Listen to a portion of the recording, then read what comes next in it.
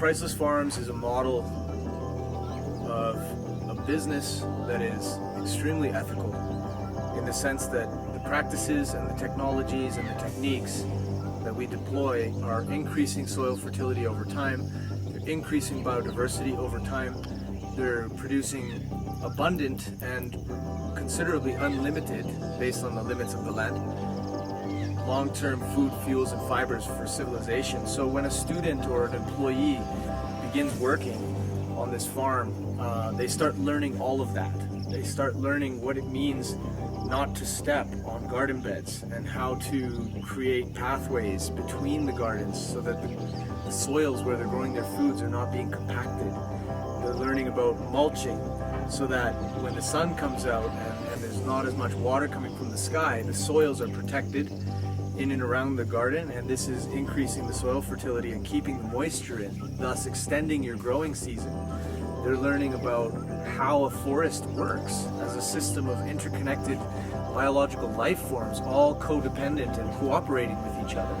And they begin to understand that they themselves as humans actually have this symbiotic relationship if they choose, or they can have a bad relationship in the sense that they could be doing bush burning and destroying the soils. They could be clearing the forests and not replacing the trees that they cut.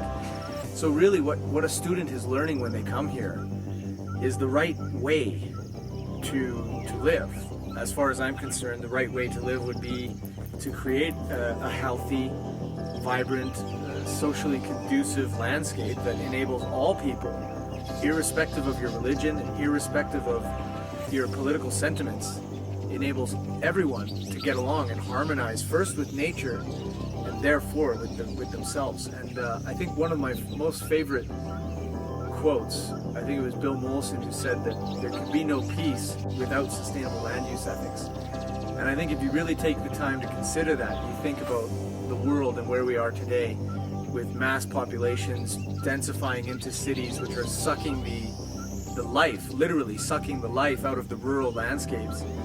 If we don't transition and really look at the damaging impacts that we're having and then create a system that transitions us back into a sustainable methodology, we're looking at a very stark future. And so many tens of millions of people right now today are in this sort of refugee lifestyle, and tens of millions more will be in a refugee lifestyle if we don't start advancing these very practical, very, very, very much needed techniques and technologies.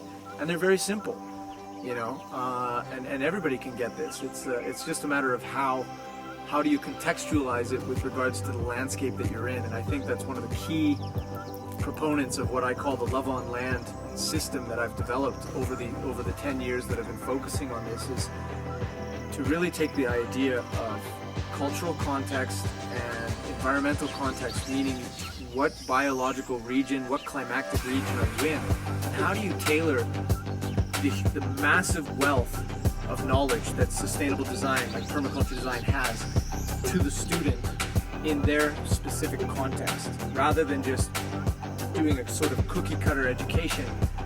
We know that there's primary things: water, pathways, structures, zone planning, sector planning. These types of concepts are primary and fundamental to permaculture design. So how do we get those through in such a way that the student immediately grasps them, immediately understands the relevance to their personal life? And I think it's a beautiful thing when you start to see that happen.